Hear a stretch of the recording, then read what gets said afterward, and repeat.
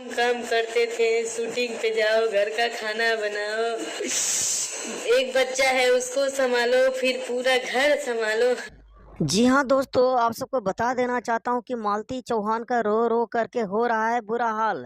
जी हाँ दोस्तों, आपको तो पता ही होगा कि मालती चौहान ने है जो अर्जुन से शादी कर ली है। उसके बाद दोस्तों आपको बता दूं कि बहुत पछता रही है और माफी मांग रही है विष्णु चौहान से। जी हाँ दोस्तों, आपको ये भी बता दूं कि ये रो रो करके बोल रही है कि विष्णु चौहान ने मेरे साथ बहुत बड़ा फ्रॉड किया है और ऐसे किया वैसे किया। लेकिन दोस्तों आप सबको तो पता ही है, तो कमेंट बॉक्स में ज़रूर बताइएगा कि किसकी गलती है।